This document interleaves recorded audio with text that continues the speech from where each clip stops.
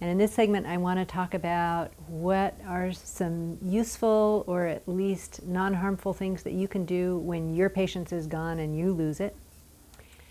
So first of all, let's talk about us, we parents, when we are about to lose it.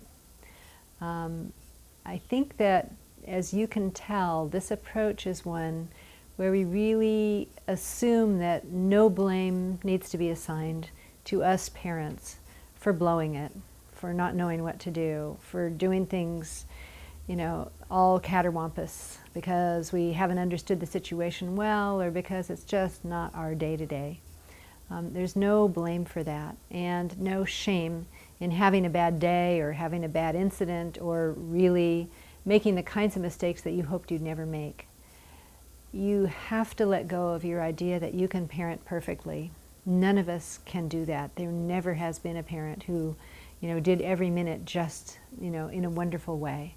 I don't know if it is humanly possible, but certainly not in our society with the poor support that parents get for this very important and very complex work.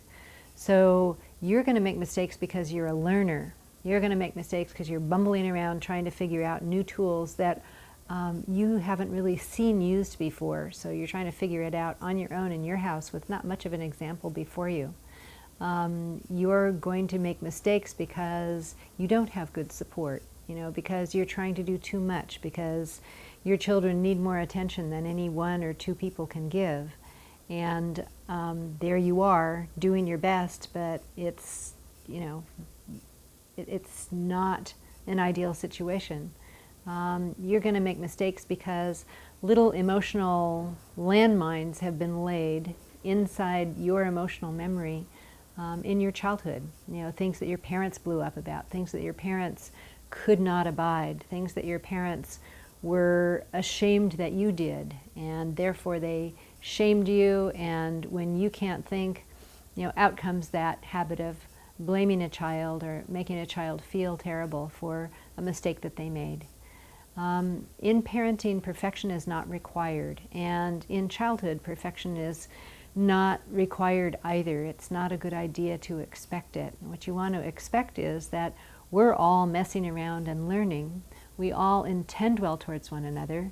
There are going to be days and times when we can't find it within ourselves to be good with one another, but we can head in the right direction together with a little bit of support, especially emotional support.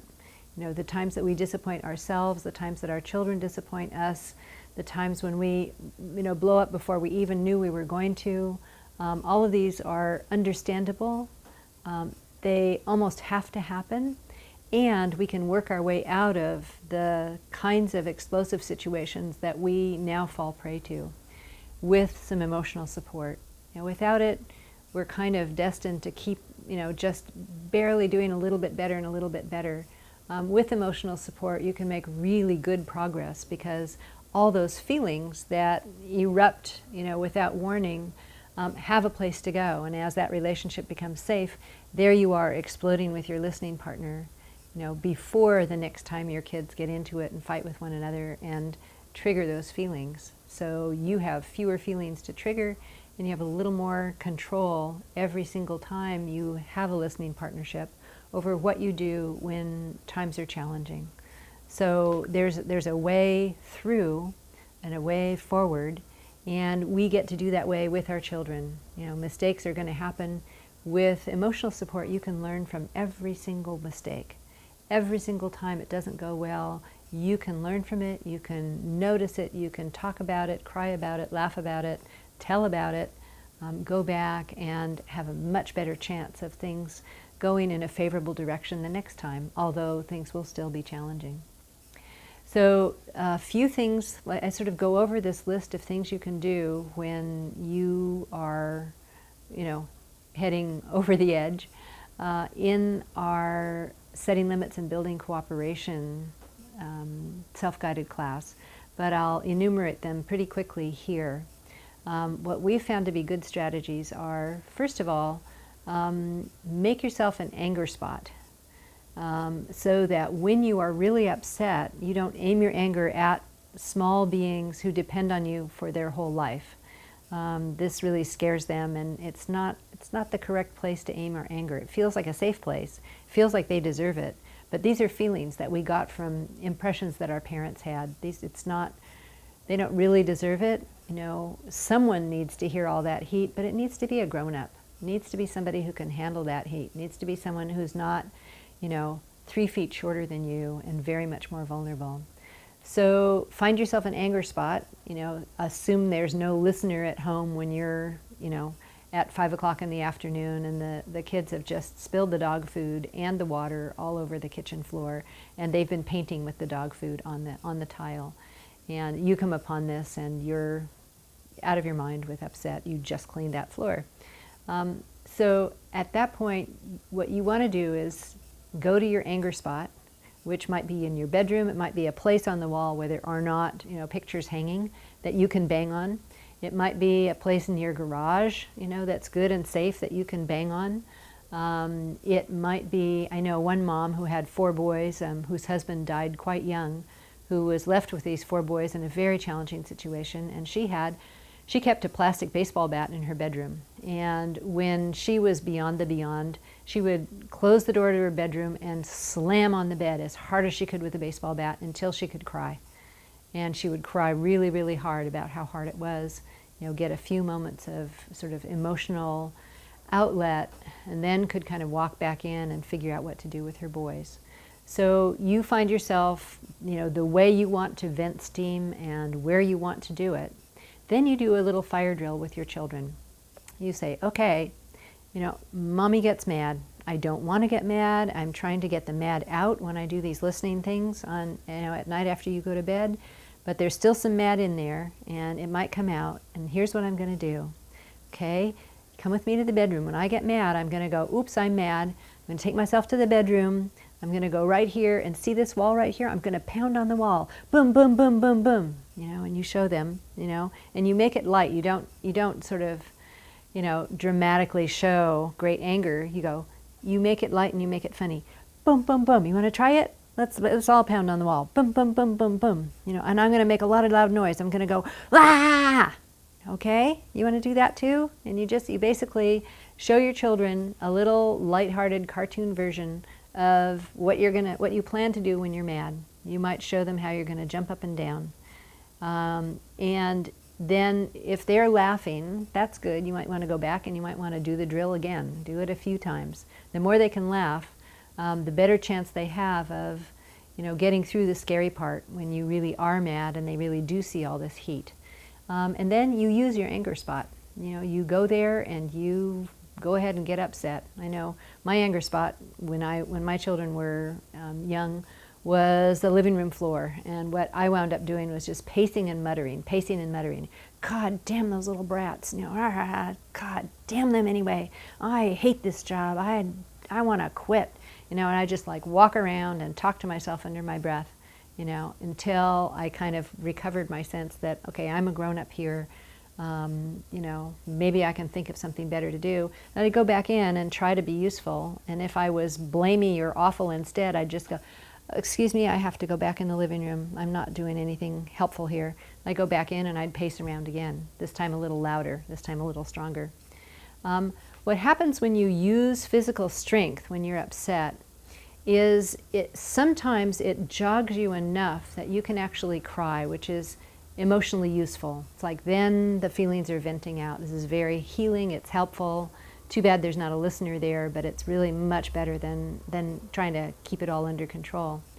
But even short of that, when you use physical strength, when you jump up and down or walk around the living room and pace and curse under your breath, or use a loud voice if you're in your bedroom and can shield the children from it a little bit, this reminds your body that you're not little and you're not helpless, that it reminds your body that you actually are big and strong.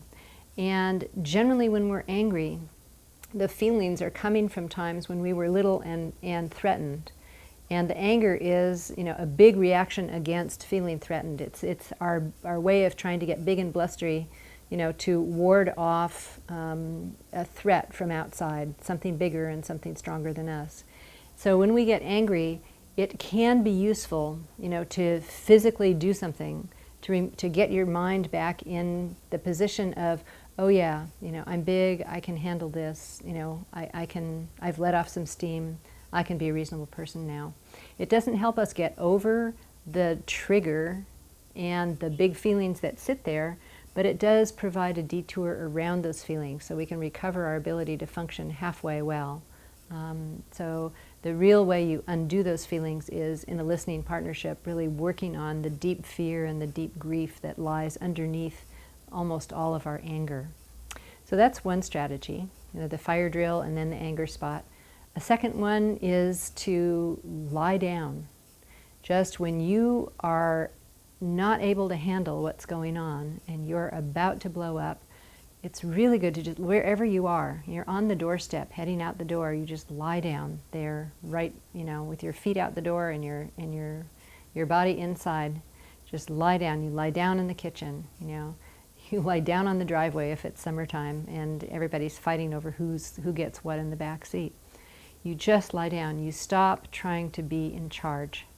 And what's interesting is that oftentimes just completely stopping trying to be in charge allows feelings to well up so that emotional tension can release. So when you lie down, you actually can feel how unsupported or how alone or how at bay you feel, and tears can begin to roll. I shouldn't have to be in this position. You can you can find the compassion for yourself and allow yourself to work through some of that tension there. Or sometimes, as in the case of someone who was on our discussion group, this mom wrote back, I kind of wrote out, you could always lie down, and she tried it the next day. She was, out of her gourd, lay down, and she said, the first thing that happened to me was I started laughing. I laughed so hard I could barely breathe. And my children started laughing too, and my husband was around. He came in and saw me on the floor laughing, and he started laughing too. And pretty soon we were all laughing, and it wasn't an impossible situation anymore. So lying down gets you out of the position of thinking that you're supposed to be in charge when you can't possibly think. You've lost your ability to think. Much better to be in that position than pretending that you are in charge when you can't be. And it also allows children who are going haywire. It's like you went haywire because your children were haywire and you couldn't figure out what to do. They're still going haywire, but if you lie down, they'll see that, oh, this is a different situation. And oftentimes they come around and, try to, figure out what's going on. And in a way, you and they can kind of find a way to repair the connection. They'll come sit on your tummy, or they'll come ask you what you're doing, or, it interrupts the pattern where they're all frazzled and you're all frazzled, and the frazzle goes on and on. If you lie down, there's some air that can blow through the frazzle and something different can happen. It's very useful. Third strategy is just to give yourself a timeout, to tell your children, I have to take a timeout, I can't think, I'm going. There's one mom who was in an early class that I taught who had 3 children, and she was going to school and she had no partner, and it was a very difficult situation. And she just told us one day she ran into the bathroom, her kids were fighting like crazy, she shut the door, she grabbed onto the sides of the sink, looked at herself in the mirror, and said, I don't deserve this, I don't want this, I can't figure out what to do. And she just cried and cried and cried, using herself as a listener. And it worked for her. It's like after about 3 minutes, she felt better and she felt like she could go back out and do something useful with her children. So just giving yourself a break. Your children aren't going to be able to cooperate easily or well with a timeout, but you can certainly give it to yourself. You can also tell your children to tell you to take a timeout. You can give your children the phone number of a friend that they can call when you get angry, so that if you forget to give yourself a timeout or you forget to go to your anger spot, they have a number they can dial on the phone, and someone they can talk to, and let that person know that you're angry again and you said to call her or him. So that's another strategy, is give your children a thing to do when you're upset. You can make a little sign saying, I love you, Mommy, or I love you, Daddy, and they can stick it under the bed. And then when you start getting mad, they can, if they can remember, they can go get the sign, bring it out, hold it up, And oftentimes little things like this actually make you madder, but it also pricks your awareness that, oh, I need to do something different here. I decided I didn't want to be doing this. So I hope those are helpful. And this is